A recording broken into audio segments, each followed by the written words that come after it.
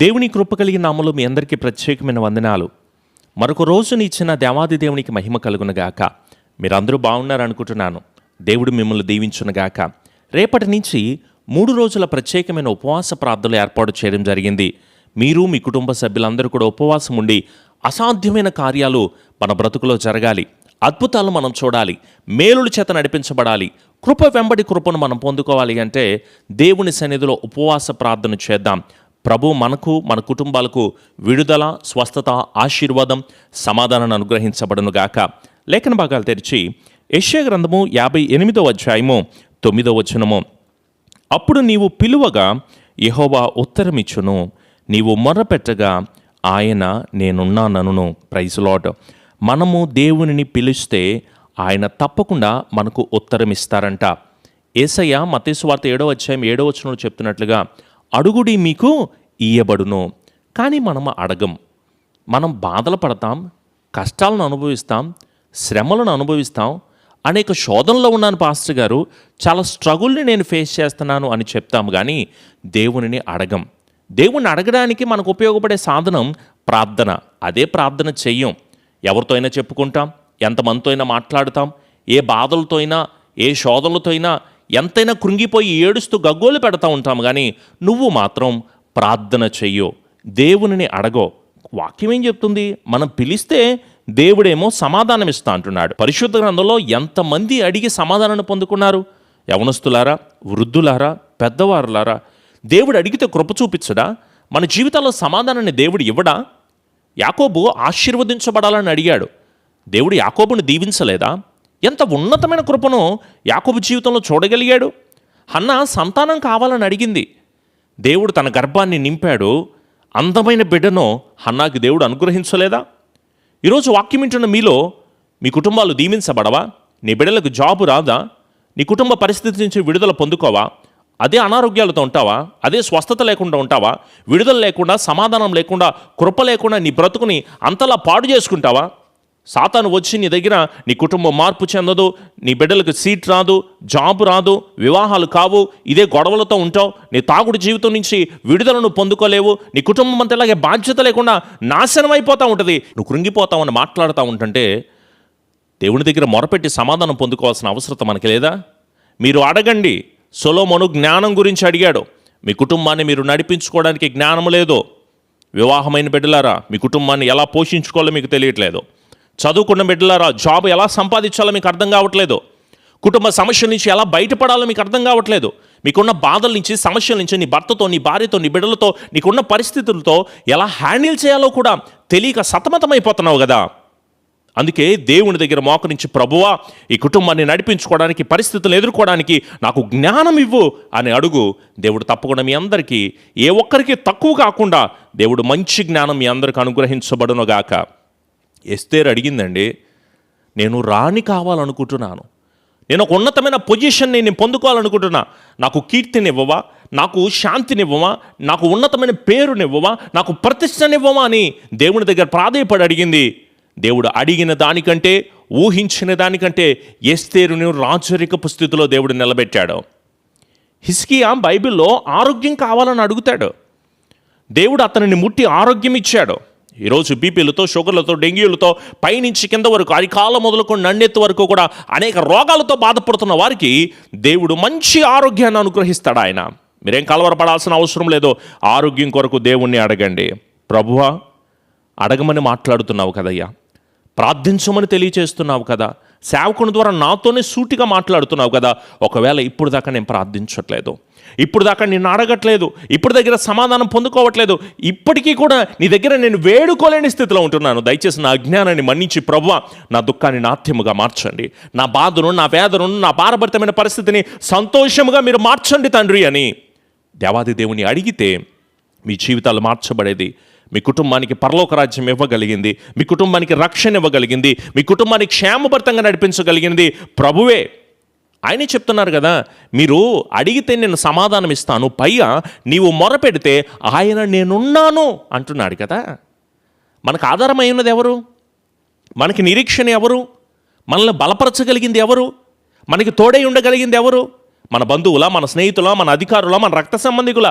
ఎవరు మనకు తోడుంటారు? నేను నీకు తోడున్నాను కదా, నువ్వెందుకు అంత కలవరపడతావు? అబ్రహాము విశ్వాసంలో ముందుకు వెళ్తున్నప్పుడు అనేక శోధనలు ఎదురున్నప్పుడు దేవుడు అబ్రహాముకు తోడుగా ఉన్నారు. దానియేలు అనేక శోధనలు పడినప్పుడు దేవా నాకు విడుదల కలుగు చేయమని మోకరించి ప్రార్థన చేసినప్పుడు దానియేలు పక్షాన దేవుడు ముందుకు సాగించారు. యోబు జీవితంలో కావచ్చు, యోసేపు జీవితంలో కావచ్చు, యెహోషువ జీవితంలో కావచ్చు, ఈరోజు నా జీవితాల్లో కావచ్చు, దేవా నీవు నా పక్షాన ఉండవా, నాకు తోడుగా ఉండవా? ఈ బాధలు తట్టుకోలేకపోతున్నా, ఈ ఏడ్పు తట్టుకోలేకపోతున్నా, ఈ కలవరాలు నా జీవితంలో నన్ను ఇంకా కృంగదీసేస్తున్నాయి అయ్యా, నాకు జయం ఇవ్వా, నాకు విడుదల ఇవ్వా. దేవా నేను భక్తిని కోల్పోకూడదు, విశ్వాసాన్ని కోల్పోకూడదు, నమ్మికను కోల్పోకూడదు, ప్రార్థనా శక్తిని కోల్పోకూడదు, శ్రమలను ఎదుర్కోవడానికి నాకు శక్తినివ్వా అని మీరు దేవుణ్ణి అడిగితే ఆయన నేనున్నాను కదా అని మాట్లాడుతుంటే నువ్వెందుకు కలవరపడాలి? నీ కుటుంబం దీవెనకరంగా లేకుండా చేస్తున్న ఏ సాతాను శక్తులు కూడా నీ కుటుంబం మీద పనిచేయడానికి అవకాశం ఉండకూడదు. అపవాదిని ఎదురించుడి, వాడు మీ వద్ద నుంచి పారిపోతాడు. నోవాహు ఎదిరించాడు, జయం పొందుకున్నాడు. అబ్రహాము కుటుంబం ఎదిరించింది, ఆశీర్వాదాన్ని పొందుకుంది. యాకోబు కుటుంబం, యోబు కుటుంబం, కొర్నేలు కుటుంబం, లుదియా కుటుంబం, అనేక మంది కుటుంబాలు వారు మేము ఆశీర్వదించబడాలని దేవుణ్ణి అడిగారు. వారు కృప పొందుకున్నారు, వారు దీవెన పొందుకున్నారు, వారి జీవితములు బ్లెస్డ్గా మార్చబడినాయి. కానీ ఆకాను కుటుంబం ఏమైంది? శపించబడలేదా? గెహజీ కుటుంబం ఏమైంది? శపించబడలేదా? దేవునికి ప్రార్థన చేస్తే కృప పొందుకుంటాం, కానీ దేవుని మాట వినకపోతే శపించబడిన గతి నరక ప్రాప్తే కదా. మనం ఎంత ప్రార్థన చేస్తుంది ఆ నరకంలోకి వెళ్ళడానికా? దేవుని మాటను శ్రద్ధగా వింటే, మన హృదయాన్ని దేవునికి ఇచ్చి, మన సమయాన్ని దేవునికి ఇచ్చి, మన ధనాన్ని దేవునికి ఇచ్చి, ప్రభువా నేను ముందుకు సాగకుండా ఆపేస్తున్న ప్రతిదీ కూడా, ప్రతి అడ్డంకులు నాయన విడుదల నాకు కలుగు చేయి, నేను వెనకడుగు వేయకూడదు, నాకు గొప్ప కృపను కలుగు చేయి తండ్రి అని, నాకు మంచి సమాధానాన్ని అనుగ్రహించు ప్రభువా అని దేవాది దేవుడిని అడిగినప్పుడే కదండి కృప పొందుకునేది. ఈ క్షణమే దేవా నేను పిలుస్తున్నాను తండ్రి, నాకు ప్రత్యుత్తరం ఇవ్వవా? దేవా నీ దగ్గర మొరపెడుతున్నాను, నేనున్నాను అని పలుకుతున్నావు కదయ్యా. నా జీవితంలో, నా బ్రతుకుల్లో ఇప్పుడు దాకా నీకు దూరమైన స్థితిలో ఉన్నానేమో, నీ మాట వినకుండా ఇష్టానుసారంగా నేను బ్రతికానేమో, కానీ ఇక మీదట నీ వైపు చూస్తాను అని ఒక్కసారి నాతో పాటు కలిసి ఏకీభించి ప్రార్థన చేస్తావా? ప్రేయర్స్ తీసుకోండి, నాతో పాటు కలిసి ప్రార్థన చేయండి. ప్రభు ఆత్మ మనకు, మన కుటుంబాలకు తోడై ఉండి మనలను బలపరచబడును గాక. దేవా నేను ప్రార్థన చేస్తాను, ఇక మీదటైనా ఒక తీర్మానం చేసుకుందాం. ఇప్పుడే నాతో పాటు కలిసి ప్రార్థన చేయండి. కృపాసత్య సంపూర్ణుడా, మా గొప్ప దేవా, నీ సన్నిధానంలో మేము ఉండాలి అని తీర్మానం చేసుకుని ప్రార్థన చేస్తున్నామయ్యా. ఒకసారి మేము చేస్తున్న ప్రార్థనను అంగీకరించమని వేడుకుంటున్నాం. బాధలలో, శోధనలో, ఇబ్బందులో మేము ఉంటున్నప్పుడు ఆ ప్రార్థనకు ప్రత్యుత్తరం ఇస్తానని చెప్తున్నావు కదయ్యా. దయచేసి మా ప్రార్థనను ఆలకించండి తండ్రి. పాపులుగా ఉన్నాం, అన్యాయమైన బ్రతుకులో ఉన్నాం, అక్రమం చేసే వాళ్ళుగా ఉన్నాం. దయచేసి మేము చేసిన ప్రతి ఒక్కటి కూడా క్షమించండి ప్రభువా, మాకు విడుదల కలుగు చేయండి తండ్రి. హాస్పిటల్లో పనిచేస్తున్న బిడ్డల గురించి ప్రార్థన చేద్దాం. వ్యవసాయం చేస్తున్న వాళ్ళు, వ్యాపారాలు చేస్తున్న వాళ్ళు, డాక్టర్లు, టీచర్స్, స్టూడెంట్స్, సాఫ్ట్వేర్ పనిచేస్తున్న వాళ్ళు, ప్రతి ఒక్కరికి దేవుడు మన ముఖ్యమంత్రులు, ఐఏఎస్, ఐపీఎస్ అధికారుల చుట్టూ దేవుడు తోడై ఉండి నడిపించులాగున్న ప్రార్థన చేద్దాము. ప్రభువా నీ బిడ్డల చుట్టూ నీ కృప చూపండి తండ్రి. క్షేమాభివృద్ధిని కలుగు చేయండి, సమాధానమును మీరు అనుగ్రహించి ఆశీర్వదించండి ప్రభువా. శ్రీనివాసరావు గారు, నళిని గారు, వారి కుటుంబాలు మీరు దీవించండి. కరుణా క్యాటర్స్ అండ్ సప్లయర్స్ సుబ్రహ్మణ్యం గారు, రంగమ్మ గారు, వారి కుటుంబాలు మీరు దీవించండి. విల్సన్ గారు, విమల గారు, పెర్సెస్ మ్యారేజ్ విషయంలో దేవా నీ గొప్ప కార్యాలు బిడ్డల పట్ల మీరు జరిగించండి. అలాగే లైవ్లో వాక్యం వింటున్న ప్రతి ఒక్క బిడ్డలు కింద కామెంట్ పెట్టి వారి ప్రార్థన అవసరతలు అడుగుతున్న ప్రతి ఒక్కరిని కూడా మేలుల చేత నీ బిడ్డలను తృప్తిపరచండి తండ్రి. వాక్యాన్ని విన్నారు, వారు ఆధ్యాత్మికంగా బలపరచబడాలి, కృప పొందుకోవాలి, దీవెనను పొందుకోవాలి, వారికి ఉన్న శోధల నుంచి జయం పొందుకోవాలి. వారి దుఃఖాన్ని నాట్యముగా మీరు మార్చండి, వారికి ఆనందభరితమైన సంతోషకరమైన క్రియలను వారి జీవితాల్లో జరిగించి స్థిరపరచండి. ఈ క్షణం నుంచి అయినా సరే నాయన మేము అడుగుతాము తండ్రి. యాకోబును దీవించినట్టుగా హన్నాను, సొలొమోను, ఎస్తేరును, హిజ్కియాకి దేవుడు అనేక మంది పట్ల కార్యాలు జరిగించినట్లుగా తండ్రి మా అందరి పట్ల, మా కుటుంబాలన్నిటి పట్ల కూడా నీ ఉన్నతమైన కృపను మా జీవితాల్లో దయచేయండి.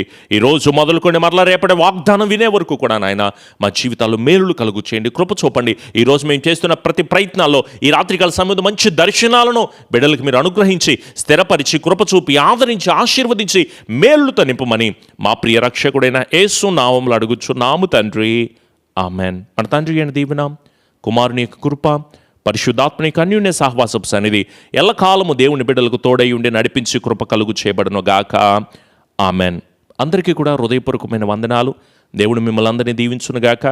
దేవుని పరిచర్యకి మీరు కూడా సహకరించండి. ప్రతి ఉదయకాలం 6 గంటలకు లైవ్ ఆరాధన వస్తుంది. ఉదయకాలపు ప్రార్థనలో ఏకీభవించండి. వాక్యాన్ని మీ స్నేహితులకి, బంధువులు కూడా షేర్ చేయండి. ఎవరైనా ప్రార్థన అవసరతలు తెలియచేయాలని ఆశపడితే పైన స్క్రీన్ మీద కనిపిస్తున్న నెంబర్కి మీ ప్రార్థన అవసరతలు తెలియచేయండి. దేవుడు మిమ్మును, మీ కుటుంబాలను సర్వదా ఆశీర్వదించి కృప కలుగు చేయబడును గాక. Amen. Praise Lord. God bless you all.